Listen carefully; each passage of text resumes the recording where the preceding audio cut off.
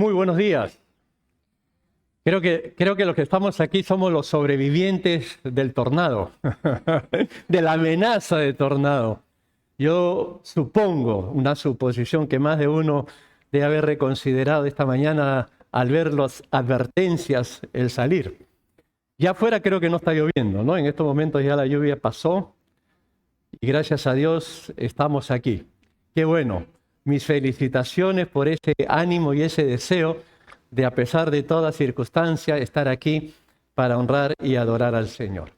Vamos a tener un momento de oración y qué linda oportunidad también para que pongamos nuestras vidas en sus manos. Acabamos de cantar Yo me rindo y rindámonos, digámosle: Señor, yo me pongo a tus pies, ayúdame, fortaléceme, te necesito, tú eres mi única esperanza. Y ¿saben una cosa? Dios escucha. Dios oye el clamor y la oración de aquel que se acerca a Él con fe. Oremos. Te damos gracias, Señor, porque tú eres nuestro Dios y nuestro Padre. Qué bueno es saber que estamos en tus manos y que tú tienes todo bajo control. En esta hora queremos poner nuestras vidas a tus pies, rendirnos de corazón.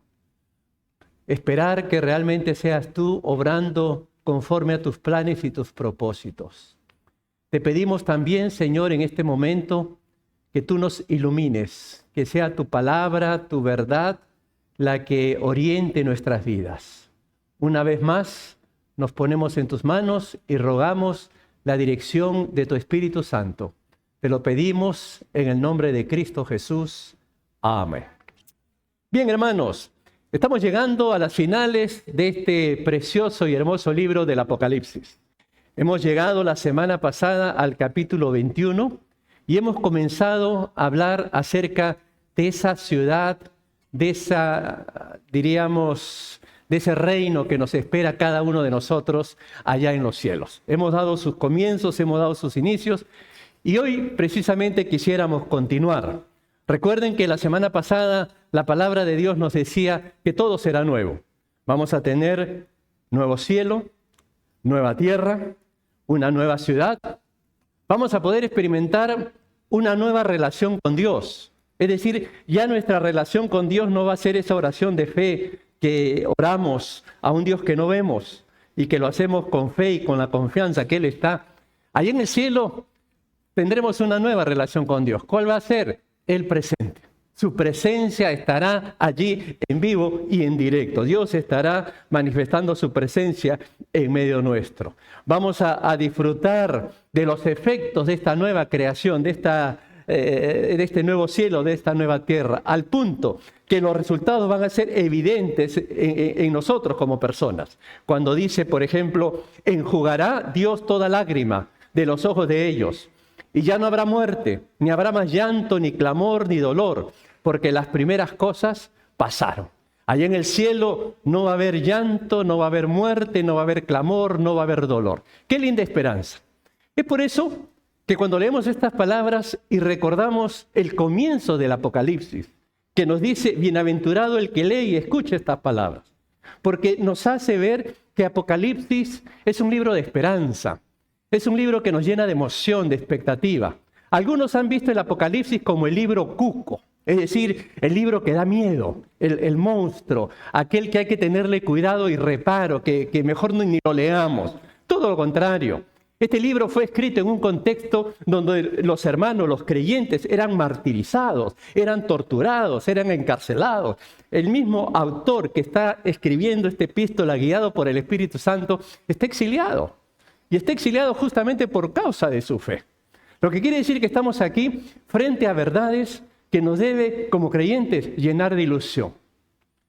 Y esta hora, lo que nosotros vamos a hacer es ampliar los detalles, la descripción que nos narra el libro del Apocalipsis de lo que será esa ciudad santa, esa ciudad hermosa, ese ambiente en donde nosotros vamos a disfrutar del reino de los cielos por toda la eternidad. Por eso que nuestro tema es la descripción de la Nueva Jerusalén. Y llegamos al capítulo 21 a partir de los versículos 9 en adelante. Vamos a ver algunos aspectos, algunas descripciones que nos hacen ver cómo es esa ciudad de la cual nosotros vamos a disfrutar en el reino de los cielos. Miren cómo comienza. En esta sección, en los versículos 9 en adelante, dice así: vino entonces a mí uno de los 7 ángeles que tenía las 7 copas llenas de las 7 plagas postreras, y habló conmigo diciendo: ven acá, y yo te mostraré a la desposada, la esposa del Cordero. Y me llevó en el espíritu a un monte grande y alto, y me mostró la gran ciudad santa de Jerusalén, que descendía del cielo de Dios, teniendo la gloria de Dios, y su fulgor era semejante al de una piedra preciosísima, como piedra de jaspe, diáfana como el cristal. Permítame una breve explicación al respecto. En primer lugar, una de las grandes cosas que nosotros podemos leer, sobre todo en el versículo 9, es que después que hubieron juicios, como los que se menciona allí de estos ángeles que tenían las 7 copas llenas de las 7 plagas, nos hace recordar a lo anterior, a lo que ocurrió en los tiempos de la gran tribulación, donde se hizo juicio, donde se puso punto final a toda la maldad y a todo el pecado. Lo interesante es ver que ahora que pasó el juicio, ya ocurrió el milenio, ahora viene el establecimiento del reino de los cielos. Y la forma como se menciona aquí es hablar de una ciudad que va a venir y se va a mostrar como la desposada, como la esposa del Cordero. Una ciudad que va a estar vestida como la esposa del Cordero. Y se le describe concretamente como una ciudad santa, una ciudad majestuosa, la nueva Jerusalén, la santa ciudad. Lo interesante que nosotros podemos observar que esta ciudad procede del cielo. Es decir, procede de la misma presencia de Dios. Por eso se le describe como ciudad santa. Y aquí hay un aspecto importantísimo que ya nosotros tenemos que tomar muy en cuenta. Ciudad que viene del cielo. Ciudad que se le califica como santa. ¿Y por qué? Porque procede de la misma presencia de Dios. Y a eso nos hace ver la importancia de poner nuestra fe en Jesucristo para salvación. Porque en Jesucristo, dice la Biblia, nosotros somos declarados santos. La única forma de poder entrar al reino de los cielos es por medio de Cristo. Cristo te hace santo. Uno dirá, bueno, yo de santo no tengo nada.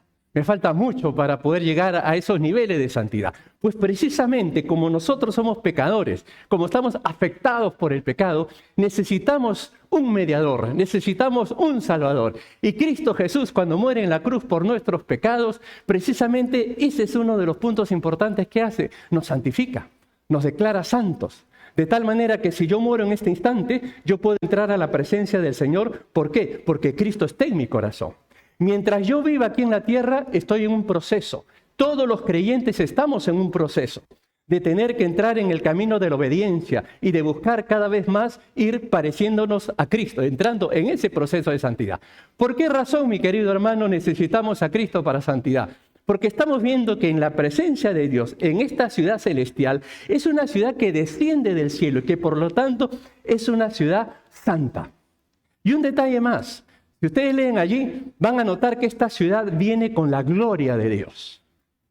Un fulgor resplandeciente que irradia la presencia de Dios.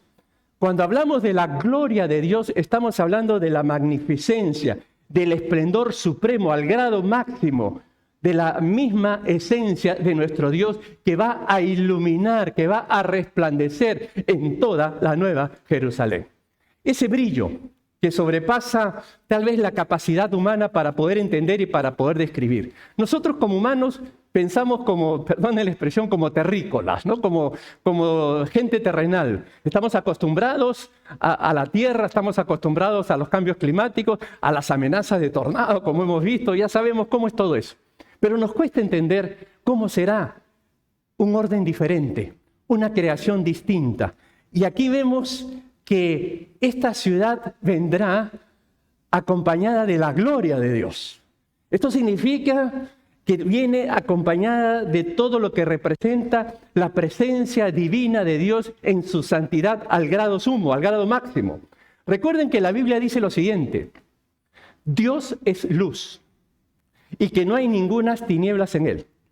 Ese es un punto importantísimo.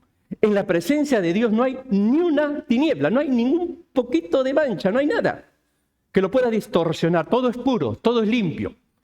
Eso será la santa ciudad. Y allí estaremos nosotros. Ahí vamos a disfrutar nosotros de ese lugar por la obra maravillosa que Jesucristo hizo a nuestro favor. La gloria de Dios no solamente se asocia con la luz y el resplandor, sino con la ausencia de oscuridad. En la presencia de Dios no va a haber nada de oscuridad. Más adelante vamos a leer un versículo que dice que la ciudad, esta nueva Jerusalén, no tiene necesidad del sol ni de la luna para que brillen en ella. No va a haber necesidad de sol ni de luna. ¿Por qué? Porque la gloria de Dios la ilumina y el Cordero es su lumbrera. En ese sentido, querido hermano, cuando hablamos de la gloria de Dios, estamos hablando de la culminación, del momento crucial, cuando se manifiesta la redención, donde todos somos salvos por la gracia de Dios, donde se manifiesta la presencia bendita de Dios y se elimina de forma total las tinieblas y la oscuridad. ¿Por qué? Porque Dios está presente, porque Dios es luz y Él es el que establece su señorío, su presencia en el reino celestial. Pues bien, ese es el comienzo de esta sección. Si nosotros seguimos, vamos a encontrar otras descripciones más que nos llaman la atención. Dice, tenía un muro grande, esta ciudad, tenía un muro grande y alto con 12 puertas. Y en las puertas 12 ángeles y nombres inscritos, que son los de las 12 tribus de los hijos de Israel. Al oriente 3 puertas, al norte 3 puertas, al sur 3 puertas, al occidente 3 puertas. Y el muro de la ciudad tenía 12 cimientos, y sobre ellos los 12 nombres de los 12 apóstoles del Cordero. Una descripción muy interesante que vale la pena comentar algunos aspectos. En primer lugar, el hecho de que haya muros. Muros en la ciudad celestial, muros en la nueva Jerusalén. Eso nos debe llamar la atención, porque los muros que van a haber en la ciudad celestial no van a cumplir el mismo propósito que cumplen los muros en la actualidad. Antiguamente, cuando se levantaba una ciudad y se le colocaban muros, o en cualquier lugar, o en tu casa, si tú levantas muros, ¿lo levantas por qué? Porque quieres asegurarte, quieres evitar cualquier peligro, cualquier invasión, cualquier riesgo. Esa es la finalidad de los muros. Pero en la patria celestial, los muros no es para protegernos de algún mal, de algún peligro. Los muros básicamente van a mostrar, van a expresar la seguridad que tiene el creyente por la misma presencia de Dios. Es una forma simbólica de decir yo estoy aquí para manifestar mi presencia y para mostrar de manera objetiva la seguridad que tienen todos los redimidos, todos los que han confiado en Jesucristo. Y un dato interesante, que la ciudad se haya rodeada de 12 puertas. En diferentes lugares, en norte, sur, este y oeste. Y las puertas de esta nueva ciudad, ¿para qué sirven? Para que entren, para que pase la gente. ¿Y quiénes son los que van a entrar por esas puertas? Por esas puertas van a entrar los que tienen sus nombres inscritos en el libro de la vida. La puerta, siempre el Señor habla del lugar de entrada, del camino que uno debe tomar para entrar al reino de los cielos. Y en este caso van a haber 12 puertas. Y es interesante que estas puertas llevan el nombre de las 12 tribus de los hijos de Israel. ¿Esto sabes qué revela? Que Dios es fiel. Que Dios cumple su promesa. Que lo que Dios le prometió a Israel lo va a cumplir. Que Dios no se ha olvidado de su pueblo.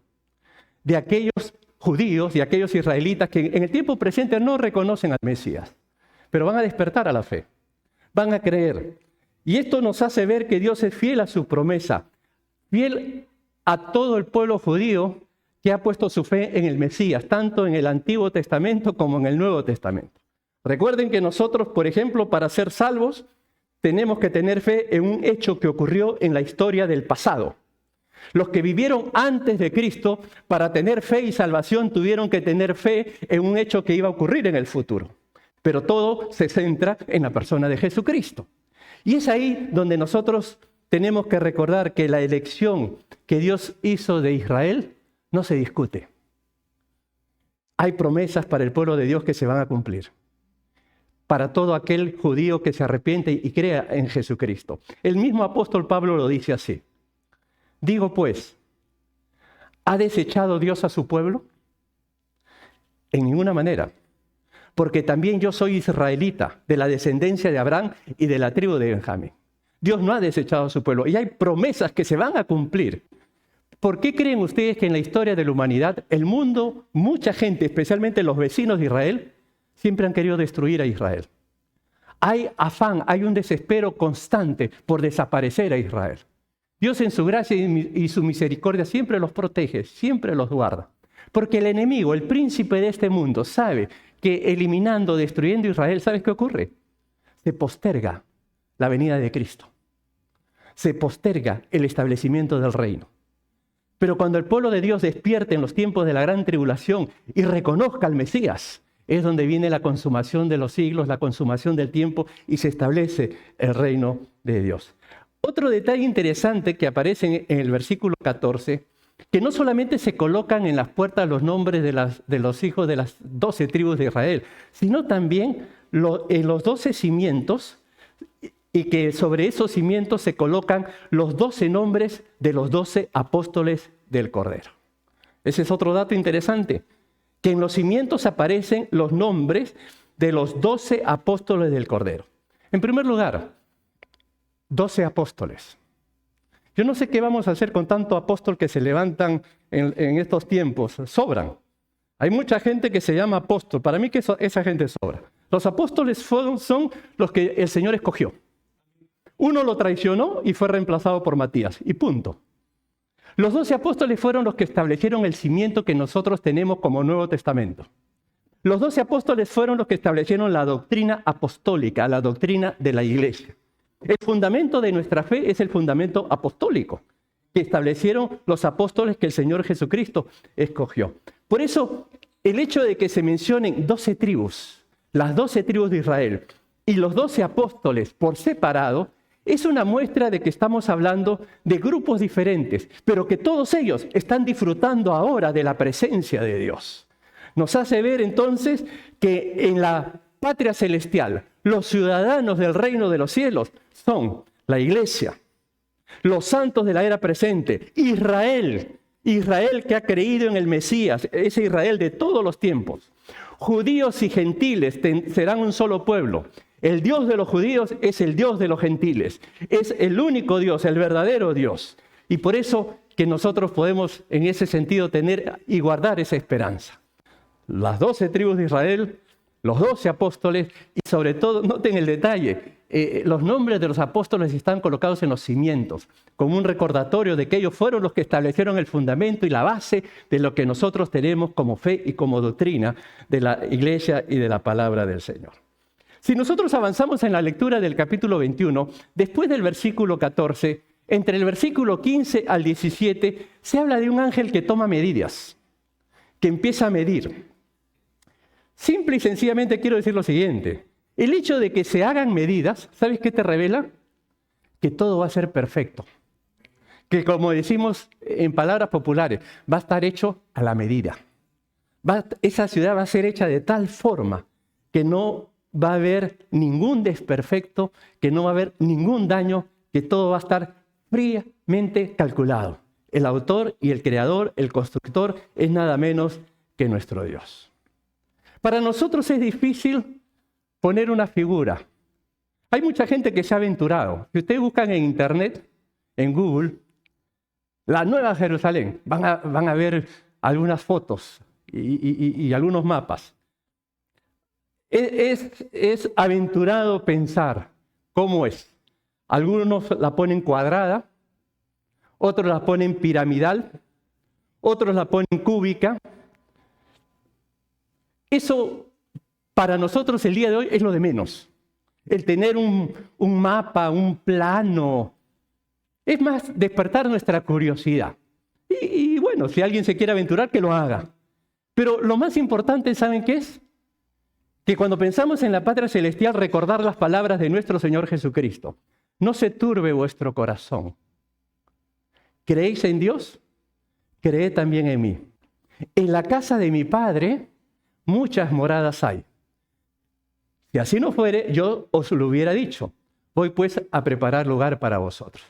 Esto que estamos viendo, esta descripción de la nueva ciudad, es la casa que nuestro Señor Jesucristo está preparando para su pueblo. ¿Amén o no, hermanos? ¿Te emociona saber que vas a tener una casa, una patria celestial? Eso es lo más importante, saber que nuestro Señor va a cumplir su promesa. En pocas palabras, lo que nosotros podríamos decir a la luz de estos textos, que esta ciudad será una ciudad que tendrá espacio suficiente para todos los redimidos. No para todo el mundo, no es universal.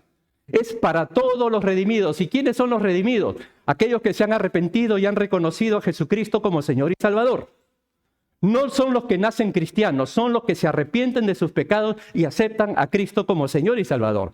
Será una ciudad firmemente establecida sobre la nueva tierra. No es que estará flotando, no es que estaremos caminando de nube en nube, no es que estaremos abrazados ahí de ángel en ángel y todo lo demás. Todas las fantasías que muchas veces se han creado. No, es una tierra nueva, un cielo nuevo.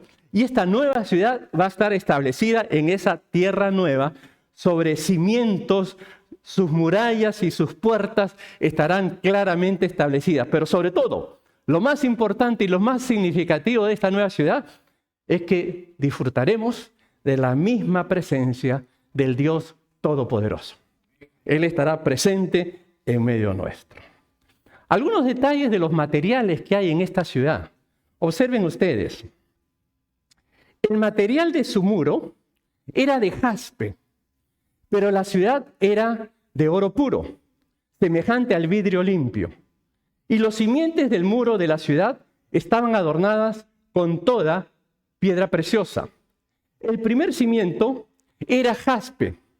El segundo, miren, zafiro. El tercero, ágata. El cuarto, esmeralda. El quinto, ónice. El sexto, cornalina. El séptimo, crisólito. El octavo, berilo. El noveno, topacio. El décimo, crisopraso. El undécimo, jacinto. El duodécimo, amatista. Ahora ustedes dirán, ¿y eso cómo se come? ¿No? Seguramente alguna de estas piedras ustedes las conocen. Yo les dejo una tareita.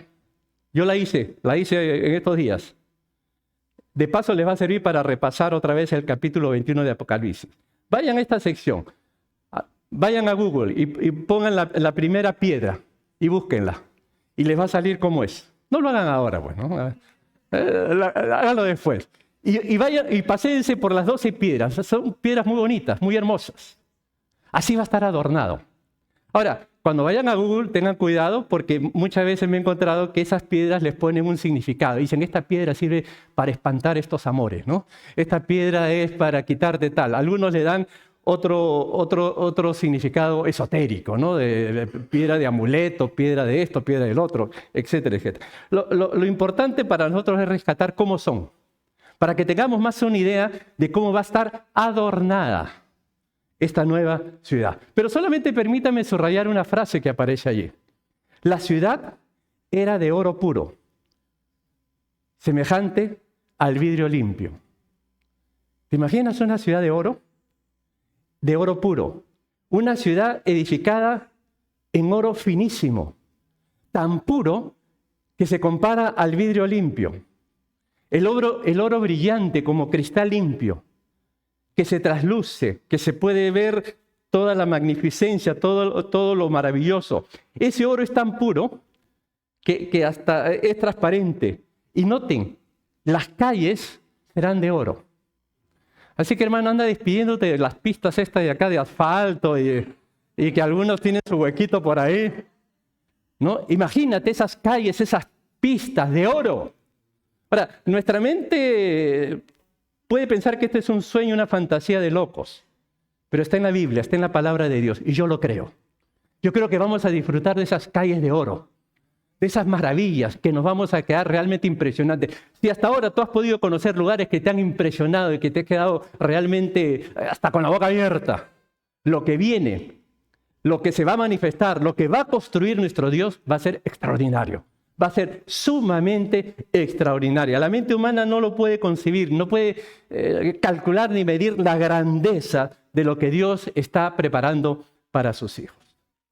Pero algo más. Y no vi en ella templo. En la Nueva Jerusalén, allá en el cielo, no va a haber templos. ¿Por qué? Porque el Señor Dios Todopoderoso es el templo de ella y el Cordero. La ciudad no tiene necesidad de sol, ni de luna que brillen en ella. ¿Por qué? Porque la gloria de Dios la ilumina y el Cordero es su lumbrera. En la tierra, mientras estamos en la tierra, especialmente Jerusalén, Israel, su centro de actividades religiosas es un templo. Tal es así que cuando Jesús regrese por segunda vez, va a edificar ese templo que fue derruido, va a edificarse, pero va a servir solamente para los tiempos del milenio.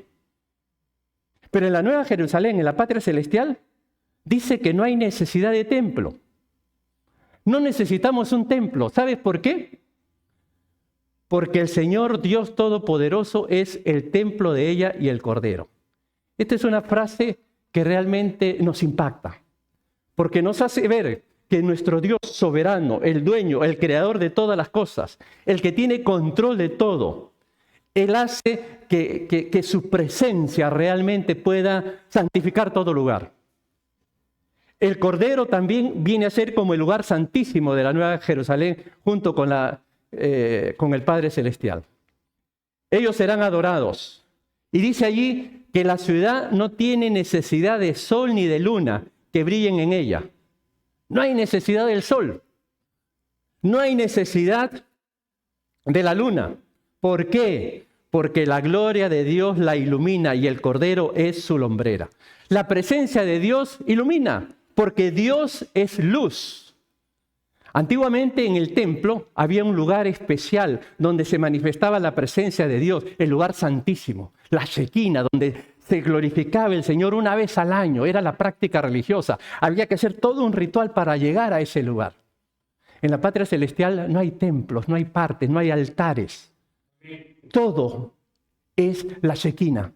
Todo es el lugar santísimo. Todo está invadido, todo está lleno de la misma presencia de Dios. La santa ciudad será iluminada por la gloria de Dios. Toda la belleza que nosotros vamos a poder contemplar, agreguémosle la presencia de Dios. Como bien dice su palabra, Dios es luz y no hay ninguna tinieblas en él. Además, nuestro Señor Jesucristo dijo, yo soy la luz del mundo. Y el que me sigue no andará en tinieblas, sino que tendrá la luz de la vida. Nosotros aquí seguimos a Cristo, pero todavía estamos rodeados de tinieblas. Seguimos a Cristo, pero todavía muchas veces nuestro corazón nos traiciona. Y pecamos y fallamos. Todavía estamos rodeados de maldad. Todavía tenemos que ir al Señor y decirle, Señor, perdóname, límpiame de mi pecado. Pero allá en el cielo vamos a seguir la luz y no va a haber tinieblas. No va a haber nada que nos pueda afectar en esa santidad que está revelando su palabra. Por eso el Cordero será la lámpara de la Nueva Jerusalén. Un detalle más de cómo es esta ciudad. Sus puertas nunca serán cerradas de día, pues allí no va a haber ¿qué? No va a haber noche. Y llevarán la gloria y la honra de las naciones a ella.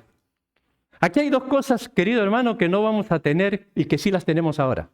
La semana pasada vimos que no va a haber mar. Los playeros van a sufrir. No habrá mar, dice, pero van a haber otras fuentes de agua que seguramente van a ser más hermosas que el mar. Pero está clarito, no va a haber mar. Y otra cosa que dice aquí, que ya no va a haber noche. Y sus puertas nunca serán cerradas de día. Sus puertas nunca serán cerradas de día. Es una manera de decir que estarán siempre abiertas. En el tiempo presente, uno utiliza las puertas y a cierta hora, cuando habían esos muros con sus puertas, a cierta hora por seguridad, las cierran Las puertas sirven para asegurarse, pero en la patria celestial las puertas estarán abiertas constantemente, ¿no? Y eso es un aspecto importante. Y el otro que estábamos mencionando, no va a haber noche. ¿Por qué? Porque el día se va a extender siempre. Vamos a estar en la eternidad. Ese ciclo día y noche que marca el tiempo. El día, 12 horas, ¿no? Otras 12 horas. El día y la noche marca que tenemos tiempo. Allá no hay tiempo. Allá vamos a vivir en la eternidad. No necesitamos estar con los relojes, así que vayan despidiéndose de su reloj. Todo eso va quedando. Lo básicamente que nosotros podemos rescatar de estos versículos es, primero, que las puertas de la ciudad nunca serán cerradas. Siempre habrá acceso, siempre estaremos en movimiento allí, acceso constante a ese lugar hermoso. Y después no habrá noche en la Nueva Jerusalén. Vamos terminando. El versículo 27 dice, no entrará en ella ninguna cosa inmunda o que hace abominación y mentira, sino solamente los que están escritos en el libro de la vida del Cordero. Este es un versículo contundente, enfático y determinante, como para mostrarnos una vez más, de forma reiterada, que en la presencia de Dios no va a haber ni una mancha de pecado, ni un puntito, nada pasa. No entrará en ella ninguna cosa inmunda. La palabra inmunda podríamos traducirla como pecado, maldad, cualquier cosa que altere la santidad de Dios. Alguna cosa inmunda podría ser lo que veíamos la semana pasada, de todas esas personas que no tendrán su parte en el cielo, sino en el lago que arde con fuego y azufre, que es la muerte segunda. ¿Quiénes son? ¿Se acuerdan? Allí no van a entrar los cobardes, los que tienen miedo a reconocer a Jesucristo como Señor, los que en los tiempos de la tribulación prefirieron dejarse marcar por la bestia porque les daba pena perder sus privilegios, sus beneficios. Y era más conveniente desde el punto de vista humano rendirse a la bestia que reconocer a Jesús. Reconocer a Jesús cuesta, implica, hay que ser valiente para seguir a Cristo. Hay que ser valiente para reconocer a Jesucristo delante de todas las personas. Ellos no van a entrar. Los incrédulos. Hay gente que dice que cree, pero cree a su manera, cree a su forma, cree a su estilo. Por eso que se ha hecho popular esa frase, yo creo en Dios a mi manera. Los incrédulos no van a entrar a la tierra prometida, no van a entrar a la patria celestial. Para ser crédulo uno tiene que creer en Jesucristo. Y el que cree en Jesucristo es la persona que está dispuesto a arrepentirse. No es solamente que yo creo con el intelecto y con la mente, sino que yo creo y que estoy decidido a cambiar, estoy decidido a arrepentirme. Tampoco entrarán los abominables. ¿Quiénes son los abominables? Son esos que destilan mal olor. No porque se han bañado, porque no se han bañado, sino porque hacen cosas que ofenden, hacen cosas con maldad, hacen cosas con malicia. Son abominables. Los homicidas, la gente que por nada te quita la vida, te mata.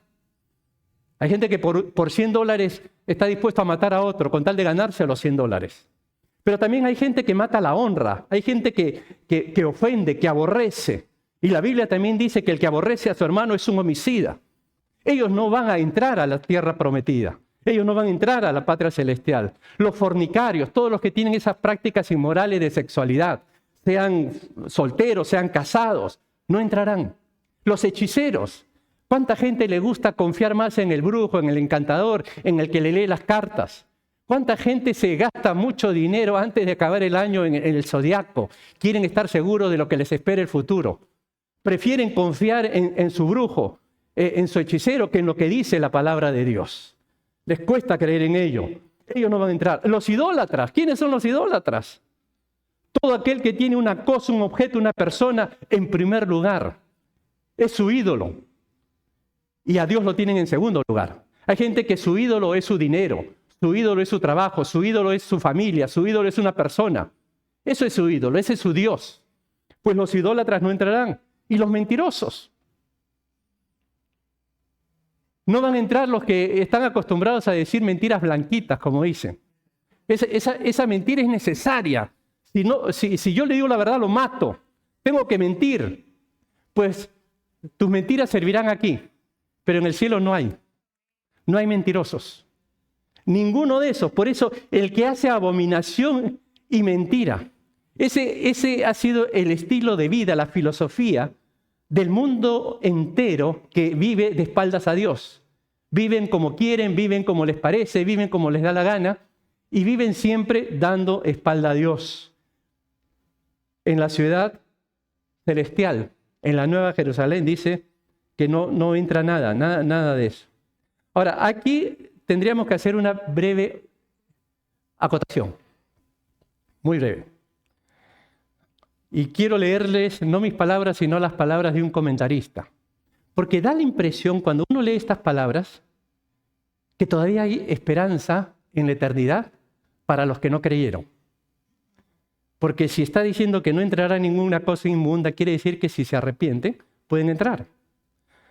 Por eso vale la aclaración. Estas advertencias de que no entrará nada inmundo no implica que en la Nueva Jerusalén todavía habrá inconversos deambulando alrededor, que pudiesen de cuando en cuando entrar mediante el arrepentimiento. La exhortación que leemos acá es una advertencia para los lectores actuales, que la única manera de participar en la futura ciudad es tener total lealtad al Cordero de Dios ahora. Esta observación a mí me parece también valiosísima. ¿Por qué?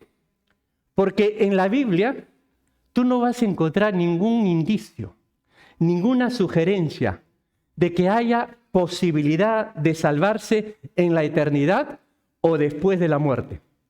Cuando alguien muere, mira, no hay rezo que valga, no hay servicio religioso que tú hagas para alterar y cambiar el destino eterno de la persona que ha muerto. La respuesta y la solución para saber si yo voy a ir a la patria celestial la decido ahora mientras esté vivo.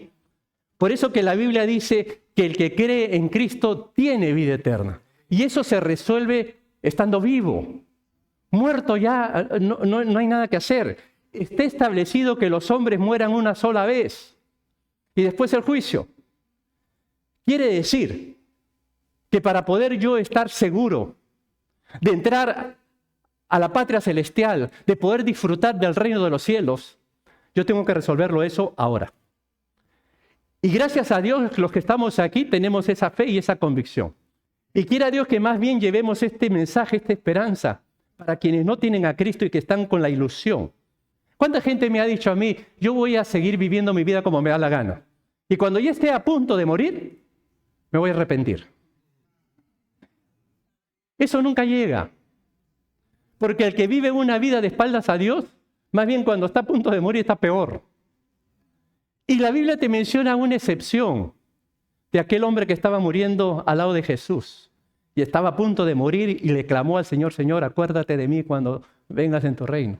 Y el Señor le dijo, hoy estarás conmigo. Se acabó, ¿no? Hoy estarás conmigo. Se arrepintió en el momento final. Por eso que la Biblia dice, hoy es el día de salvación. Y eso es lo que nosotros debemos de portar, de llevar, transmitir, de poder extender al mundo entero, a gente que conozcamos. ¿Quieres disfrutar de esta tierra, de estas calles de oros, de esta hermosa realidad de gozar y de disfrutar del resplandor de la gloria de Dios y de vivir eternamente con el Señor? Pues para eso, ahora, mientras estás vivo, mientras eres consciente, mientras tienes uso de razón, necesitas reconocer a Jesucristo como Señor y Salvador. Termino. En conclusión, hoy las puertas están abiertas para todo aquel que quiere. Judíos y gentiles deben de poner su fe en Jesucristo como su único Salvador. ¡Qué hermosa esperanza! Por eso que, como dije al comienzo, es comprensible entender, bienaventurados los que leen y escuchan las palabras de esta profecía. Esos hermanos que en los tiempos de Juan, en los primeros años de la era cristiana, están sufriendo, están padeciendo, están siendo torturados. Estos creyentes a lo largo de la historia, ¿cuántos de nuestros hermanos en el tiempo de ahora sufren por ser cristianos, sufren por servir al Señor? Les cuesta trabajo. Ahora que supimos esta amenaza de tornado, me vino a la memoria rapidito, mientras estaba ahí sentado cantando, aquellos tiempos cuando yo recuerdo haber ido a una iglesia y que me llevaban en auto, en una camioneta, y veía caminando, y la camioneta ya no tenía más sitio, veía caminando unos hermanos con su Biblia, y yo preguntaba, ¿y ellos a dónde van? Van a la iglesia. Ah, ya, qué bueno. Y yo pensando que ya estábamos cerca, habremos caminado en carro 10 minutos más. Llegamos, y como a la media hora yo veía a los hermanos que venían caminando recién llegando, donde se ve su amor y su pasión por adorar al Señor, por congregarse, que a pesar de los inconvenientes, de las limitaciones, siempre su corazón reconociendo que el Cristo vivo, el Cristo poderoso, merece ser honrado y reconocido, en las buenas y en las malas. Por eso, qué importante es que nosotros podamos transmitir esta verdad, esta realidad. Que el camino es fácil ahora, el camino es un regalo ahora. El camino de poder encontrar esta verdad eterna es por la fe en Jesucristo. Por eso miren lo que dice la palabra. Dice Jesús, yo soy el camino, la verdad y la vida. Nadie viene al Padre sino por mí. Al Padre, ese Padre que va a iluminar la tierra, la patria celestial. ¿Cómo vamos a llegar? Por medio de Cristo. Y esta es la vida eterna. ¿Se acuerdan que habíamos leído ese pasaje donde dice que no va a haber templo? ¿Por qué? Porque está el Dios Todopoderoso y el Cordero. Y miren lo que dice aquí en Juan 17. Esta es la vida eterna, que te conozcan a ti, al único Dios verdadero, y a Jesucristo, al Cordero, a quien has enviado. Esa es la vida eterna. Ellos son eternos. No nos vamos a cansar, no va a haber límite para seguir conociendo y seguir honrando y seguir disfrutando de la vida. Si ahora tú has saboreado un poquito de lo que es vivir y gozar la vida, imagínate lo glorioso y lo hermoso que será vivir la vida y gozar la vida con el Señor en la eternidad. Es algo realmente extraordinario que nuestra mente finita nos cuesta entender y comprender. Y por último, ¿por qué hay un solo Dios? Hay un solo mediador entre Dios y los hombres, y es Jesucristo. Jesucristo hombre. Y eso es justamente lo que nosotros tenemos que tener presente si anhelamos disfrutar de esta nueva Jerusalén, que es la nueva patria, la nueva tierra, que es el lugar donde vamos a habitar por los siglos de los siglos. Amén, hermanos. Que nuestra esperanza se mantenga firme, que nos espera esa tierra, que se mantenga firme. Pero al mismo tiempo, nuestro corazón misionero, de poder orar y poder compartirle a otro, que ellos también pueden disfrutar de esa nueva tierra. Que Dios nos bendiga. Vamos a orar. Padre, te damos gracias por tu palabra y por tus promesas. Ayúdanos, Señor, a mantenernos firmes y constantes, sabiendo, Señor, que muchas veces necesitamos ir a ti para pedirte perdón, para rogarte tu misericordia. Y también, Señor, rogarte que nos hagas instrumentos para que podamos, Señor, compartir a otros que Cristo viene otra vez y que está destinado para nosotros este lugar hermoso, esta patria celestial. Nos ponemos en tus manos en el nombre de Cristo Jesús. Amén.